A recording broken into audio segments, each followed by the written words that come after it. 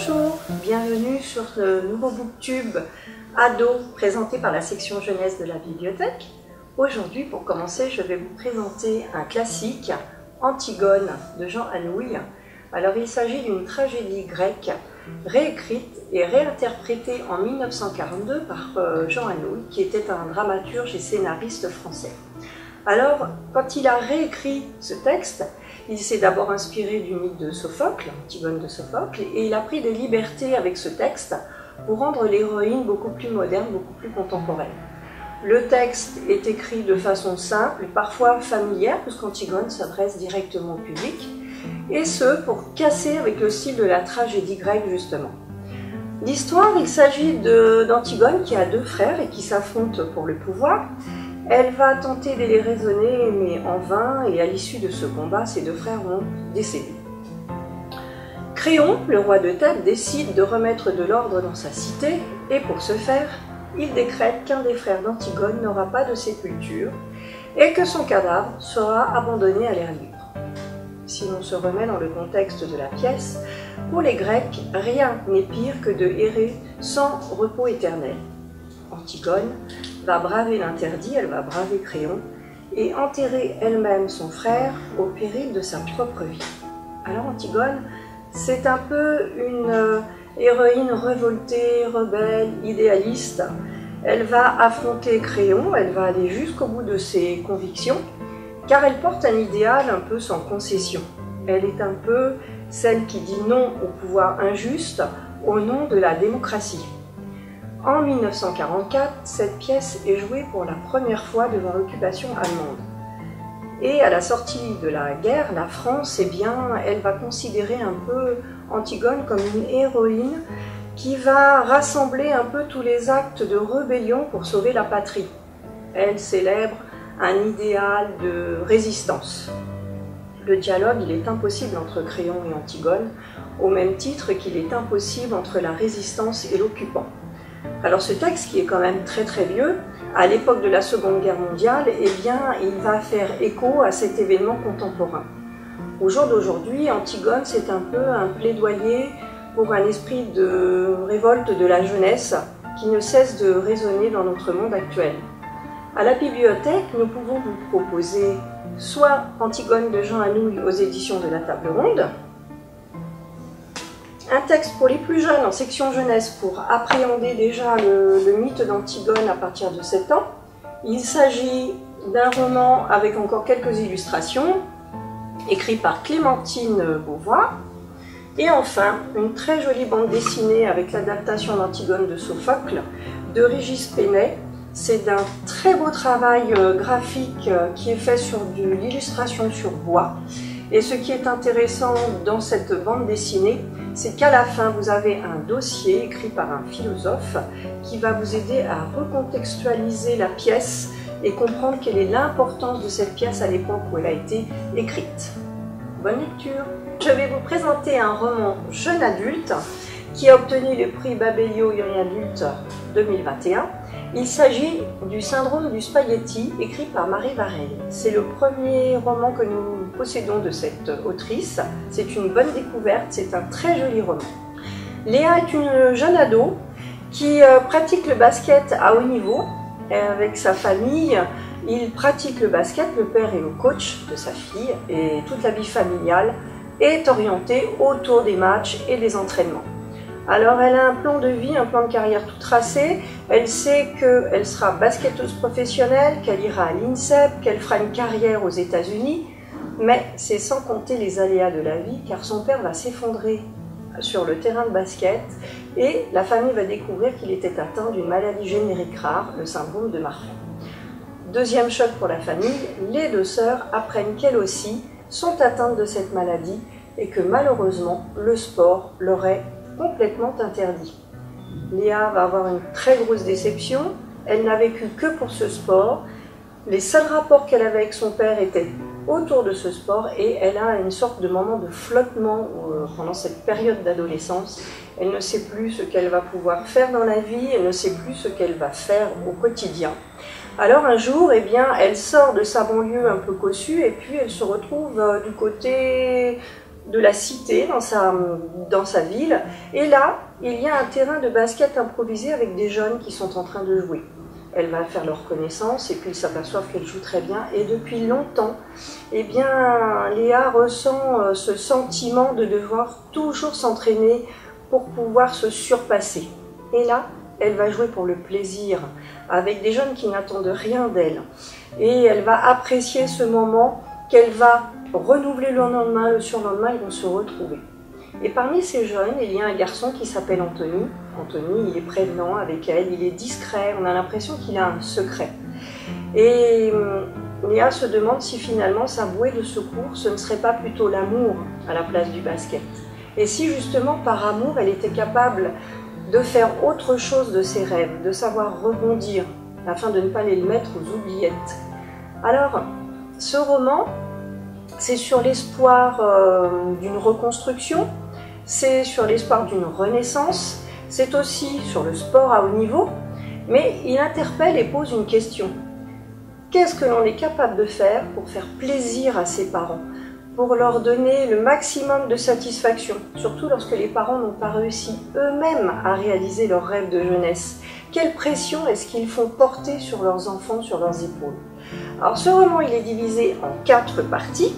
Il y a déjà le choc de la nouvelle, il y a le déni, parce que Léa, pendant un certain temps, elle ne va pas accepter de ne plus pouvoir jouer.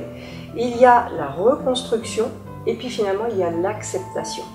Alors, les grands thèmes de ce roman, qui est quand même assez lumineux, j'ai eu beaucoup de plaisir à le lire, c'est que faire de ses rêves, savoir redonner un sens à sa vie.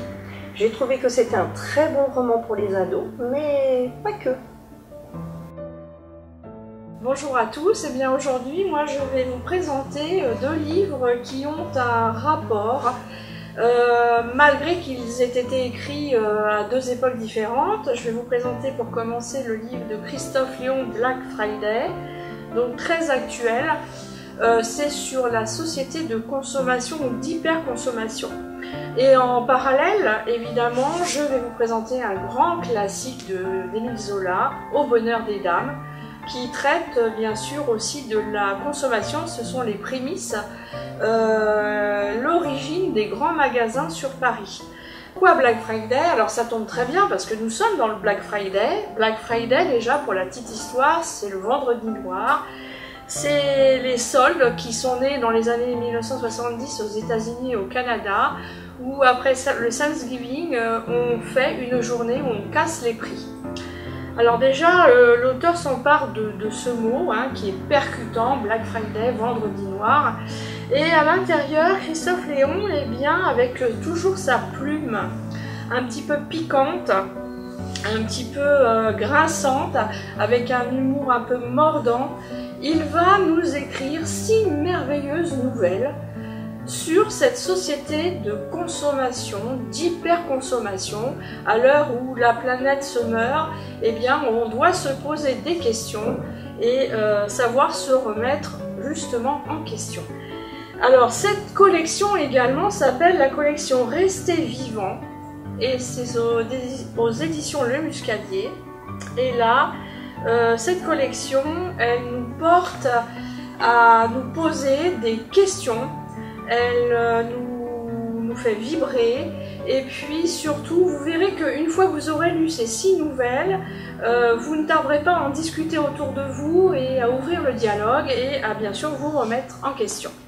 Alors, pour vous décortiquer un petit peu très rapidement ces 6 nouvelles, qui sont tout aussi attachantes les unes que les autres, tout aussi mordantes, surréalistes aussi. Alors on commence par une nouvelle qui s'appelle Clic-Clac Kodak et qui nous parle de cette société de consommation, des robes, du maquillage à ne plus savoir qu'en faire. Mais ce n'est pas que ça. C'est aussi la question du genre, le féminin, le masculin, qui est une question très actuelle. Et vous verrez que la chute est exceptionnelle. Nous avons aussi une tablette nouvelle génération dans la seconde nouvelle, une tablette génération que tous les jeunes veulent s'arracher, les jeunes vont se précipiter dans le magasin, c'est un prix cassé, mais en ressortant ils auront disons une petite surprise. je ne vous dévoile pas tout. Et puis il y a aussi une nouvelle loi dans la 3e nouvelle sur l'obsolescence, une loi que les ados vont adorer, puisque c'est la loi de l'obsolescence qui vient de naître, qui vient d'être votée, et qui peut que les ados peuvent se séparer de leurs parents, des fois un peu encombrants. Voilà. Alors, dans une des nouvelles que j'ai d'ailleurs adorées, c'est le Père Noël qui va s'égarer au-dessus de l'Afrique et qui va arriver là et faire la connaissance d'un petit garçon qui travaille dans des mines. Et du coup, vous allez voir que le Père Noël va comprendre que cet enfant est exploité, et cet enfant, il travaille pour nous tous, puisqu'il est en train de travailler pour récolter un minerai précieux pour les téléphones portables. Dans la dernière nouvelle, nous avons un enfant bien nourri par sa mère et sa nounou, tellement nourri que vous verrez que la chute sera terrible. Voilà, alors des nouvelles absolument délicieuses à consommer, sans modération. Voilà, je pense vous avoir tout dit. Cet auteur a écrit précédemment un autre livre qui s'appelle Pense-Bête, où les animaux nous confient, parlent et nous montrent un petit peu ce que l'humain représente pour eux. Et c'est tout aussi grinçant. Voilà.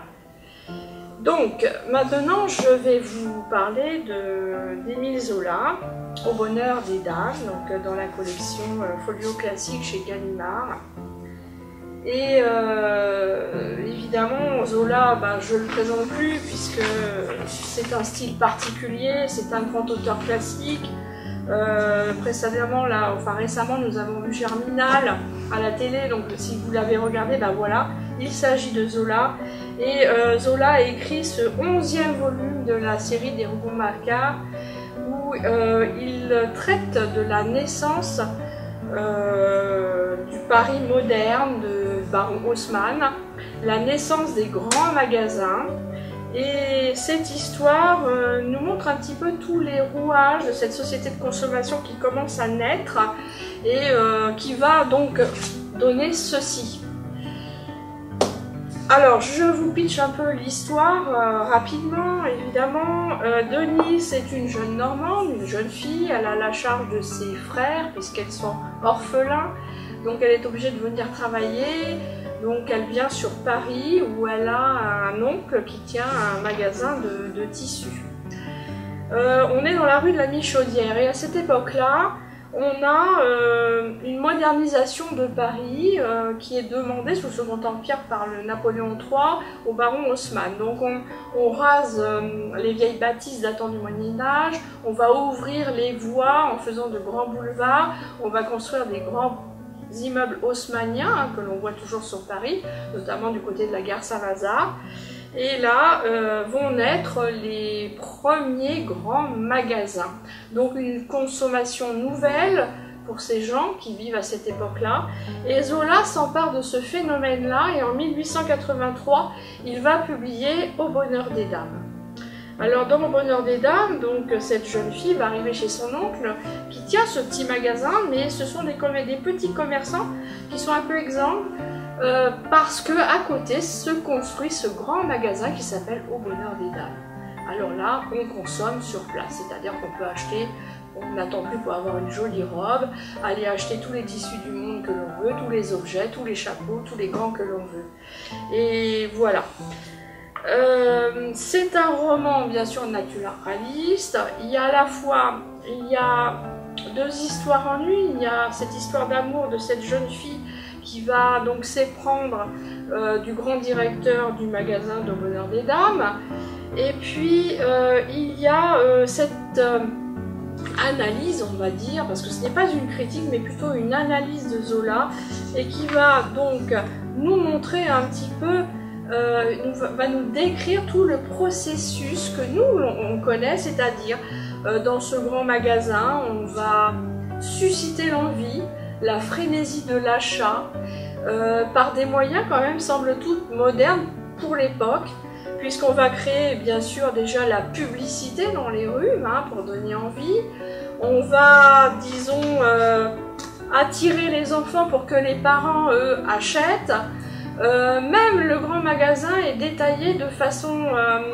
c'est très détaillé dans les descriptions de Zola et il montre qu'il y a tout un processus de va-et-vient dans ce magasin. On est obligé de passer par certaines allées, de repasser devant certains articles. Évidemment, ça suscite la frénésie de l'achat. Bien vu Zola. Zola, un grand auteur, mais aussi un grand visionnaire, un sociologue, disons le mot, et ce livre est une merveille. Alors, Au bonheur des dames, je le conseille évidemment pour un niveau 4e, 3e, pas avant, puisque c'est très riche en détails, et puis il y a certains thèmes à aborder où il faut une certaine maturité. Voilà, la seule question qui nous reste à poser à la fin de ce livre, c'est de se demander évidemment si l'accumulation de richesses et cette frénésie d'achat suffit à notre bonheur.